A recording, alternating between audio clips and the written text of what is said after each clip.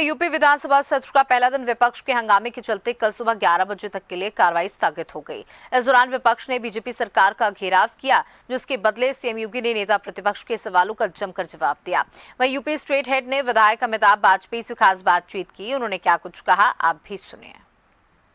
UP विधानसभा का सदन कल तक के लिए स्थगित हो गया है। सपा विधायक अमिताभ वाजपेयी हमारे साथ बात करने के लिए मौजूद हैं। सरकार में सुरेश खन्ना संसदीय कार्य मंत्री ने भी कहा कि विपक्ष बात करना नहीं चाहता, संवाद सदन में बिल्कुल भी नहीं चाहता, और जो सपा की स्थिति है वो सदन छोड़ने वाली रही है सदैव। इस बार भी सदन सपा नहीं छोड़ा है। नहीं, सदन सपा ने कभी नहीं छोड़ा।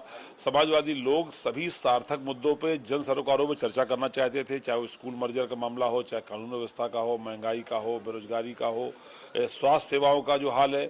लेकिन सरकार हठधर्मिता से आगे नहीं बढ़ती।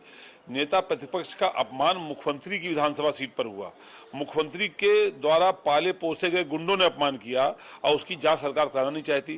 जब नेता प्रतिपक्ष का सम्मान सुरक्षित नहीं है, सदन में मुख्यमंत्री की भाषा मर्यादित नहीं है, तो हम कैसे माने कि जनता के मुद्दों पर मुख्यमंत्री कोई सार्थक जवाब देना चाहते हैं। विपक्ष पूरे तौर पर जनता के सरोकारों पर चर्चा करना चाहता है, पर सरकार को भी हठधर्मिता छोड़नी होगी और सब मुद्दों पर खुल के साफ सुथरी बात करनी होगी।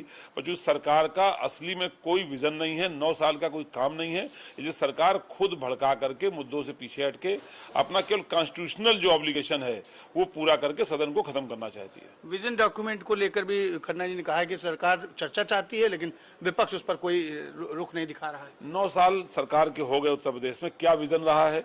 9 साल में क्या काम किया है? कौन सी इन्वेस्टर समिट में किए गए दावे जमीन पर आए हैं? जब इनको मैंडेट 2027 तक का है तो इनका विजन 2027 तक का पूछ कौन रहा है? जो 2027 में सरकार में आएगा उसका विजन देखा जाएगा कि विजन क्या है। विजन चुनाव में बताइए जनता के बीच में, जनता आपके विजन को मानेगी तो भरोसा जताएगी। अभी लोकसभा में चुनाव में उत्तर प्रदेश जनता ने आपके विजन को नकार दिया है और नकारे हुए विजन पे चर्चा करने की आवश्यकता नहीं है। आपके पास जो भी मैंडेट है 2027 तक का है तो 2027 तक की बातों पर चर्चा करें, वर्तमान की ज्वलंत समस्याओं पर चर्चा करें। विपक्ष 10 दिन चर्चा करने को तैयार है, 15 दिन चर्चा करने को तैयार है, पर आपके बताए हुए रास्ते पर चले। हम 24 घंटे जगे, रात में कौन जगता है भाई? रात में 2 बजे, 3 बजे, 4 बजे, सुबह 5 बजे कौन से मुद्दे पर चर्चा होगी, उसको कौन सुनेगा? सरकार जनता से छुपना चाहती है, इसका अपना कोई विजन है नहीं, इसलिए वो इस तरह के इवेंट्स लाती है। ये इवेंट जीवी सरकार है और जनता के मुद्दों पर ये मौन है। अगले 2 दिनों 3 दिनों में क्या समाजवादी पार्टी का प्रोग्राम है? क्या लगता है फिर एक बार सदन खाली रहेगा? नहीं, कहाँ है 2 दिन 3 दिन? केवल कल ही तो सदन है, परसों तो इवेंट है, सदन नहीं है। सदन तब होता जब उसमें प्रश्नोत्तर होते, उसमें नियम 56 होता, नियम 51 होता, 301 होता तो सदन होता। जब सदन है ही नहीं, सदन तो केवल 2 दिन का है। एक दिन आज का उनके अहंकार की भेंट चढ़ गया है, कल 1 दिन का सदन है और बाकी दिन तो उनका एक इवेंट है, सरकार का सदन नहीं है। दिल्ली में राहुल गांधी और अखिलेश यादव समेत तमाम विपक्ष के नेता प्रदर्शन कर रहे हैं, उनकी गिरफ्तारी भी हो गई।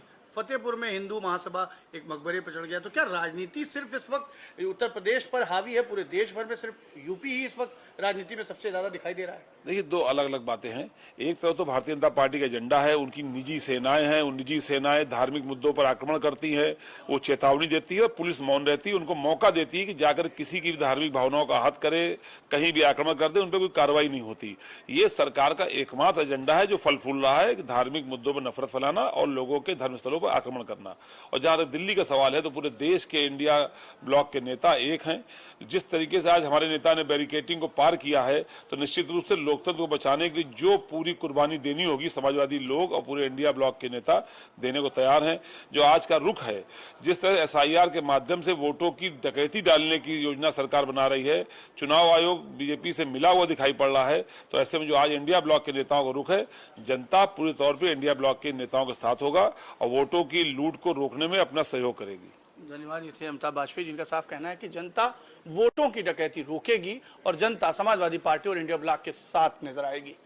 फिलहाल देखना यही है कि जनता क्या अब मूड अपनाएगी, लेकिन फिलहाल समाजवादी पार्टी यूपी से लेकर दिल्ली तक सड़क और सदन में दोनों ही जगह हंगामेदार प्रदर्शन कर रही है। कैमरा पर्सन अनिल के साथ मैं विजय त्रिपाठी, JMG न्यूज, लखनऊ।